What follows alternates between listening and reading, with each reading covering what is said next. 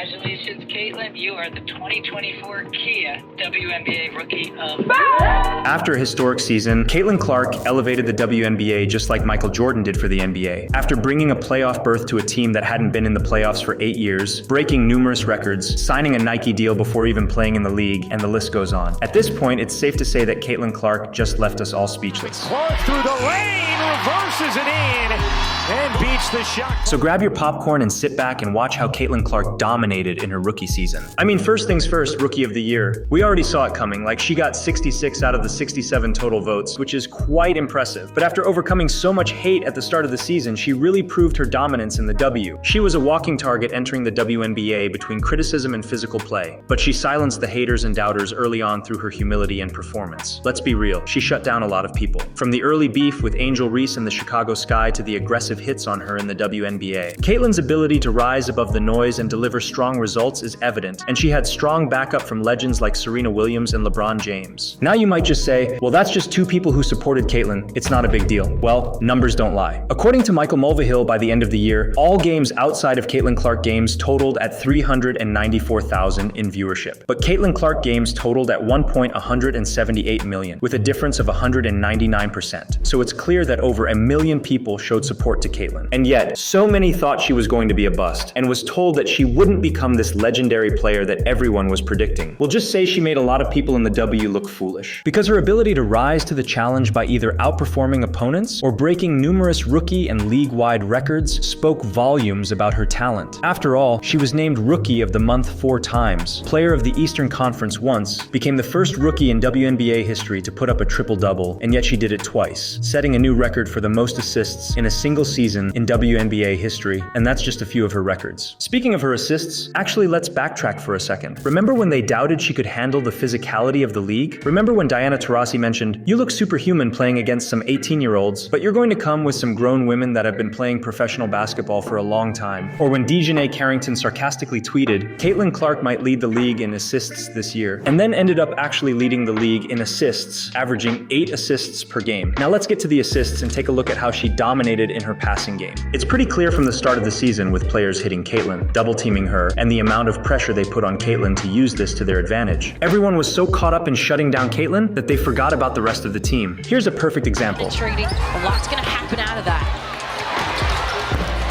Against the Sky, Caitlin takes a pass at the top of the three and already has Dana Evan chasing her. With the fear of Caitlin shooting a quick three, Diamond DeShields also steps in to help defend, but this leaves Lexi Hull completely wide open and she has all the time in the world to bank this three. Another example could also be during this same game. Largest lead for either team has been 7. Clark with the kick out to Samuelson. Caitlin drives into the middle with the entire team focused on her. She has options on all 4 sides and makes the easy dish to Katie Lou Samuelson, who then makes the easy three-pointer. She wasn't just good at creating distractions, but her court vision and finesse spoke volumes as well. She reminds me of Nikola Jokic on his full court passes. Here's a perfect example. Too much. Long rebound to the Fever. Oh, bit like Lexi Hull grabs the missed shot, passes it to Caitlin, and then out of nowhere makes a full send all the way to Temi Fagbenle for the easy layup. By this point, it was too late for anyone to get back on time. Clearly nobody saw that coming, and neither did LA on this play. Jersey number, it's 22 points, she's closing in on it. Give and go with Boston. Clark, kick out, here's Mitchell, you bet! Caitlin's finesse just gives everyone a headache, and the fact she was pulling this off in her rookie year is just the beginning. On this play, Caitlin sets up a give and go with Aaliyah, and then makes the cut toward the paint, which at first looks like Caitlin is going to drive for the layup, now pulling in 2 defenders on her, but notice how Kelsey Mitchell is left wide open? Well, clearly Caitlin knew this. By the time Caitlin gets to the paint, 3 defenders are on her, and Kelsey is literally setting up camp at the 3-point line. Now another finesse play Caitlin uses to her advantage is having defenders think when she's at the 3-point line that she'll usually shoot, which in most cases she does, but in other cases, well, let's say you also don't see it coming. where that has not been the case and have allowed too much dribble penetration. Well, and it allows them, oh, what a dime. On this play, Grace Berger passes to Caitlin at the 3-point line, and notice how Marina Mabry and Isabel Harrison bite on the potential that Caitlin is about to shoot, while Samuelson runs in wide open, and Caitlin sends a quick dime for the easy layup. But Caitlin's backdoor passes and pocket passes just take things up a notch. Almost every time she gets the ball, you can bet she'll likely get double-teamed. So why not use that to her advantage? Clark gets a screen from Boston. There's the pick and roll, and Watch this screen, and then a nice pocket pass. Caitlin Clark, 13 points. Pocket pass to Aaliyah. Up the long three. into Boston, give the assist. Now before we move on, we can't forget some of these behind the back passes either. Nice pass there to Clark. Clark behind the back. Oh, it's Smith.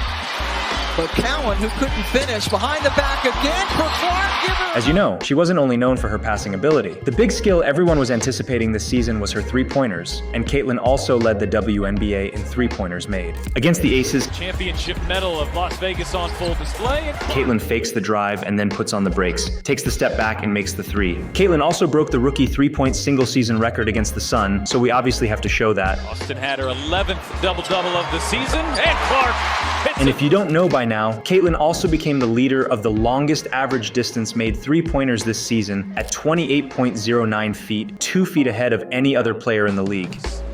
Clark way downtown, knocks down the three. Boston the rebound. Clark a good look.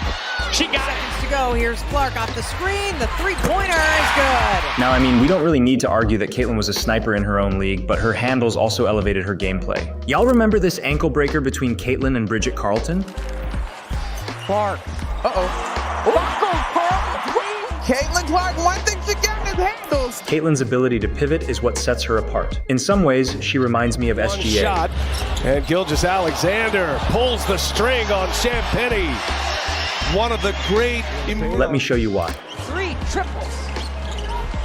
Clark trying to answer. On this play, she slows down at the logo, then makes a move to drive, and then notice how the moment Odyssey Sims turns her body, Caitlin uses that momentum to create space. So she pumps the brakes and makes the three-pointer. The way she can handle the ball in isolation and be a key three-pointer shooter is only going to get more dangerous in the future. Just after the Olympic break, Caitlin put up 29 points in their last matchup against the Mercury and really took control of this game. Physically demanding.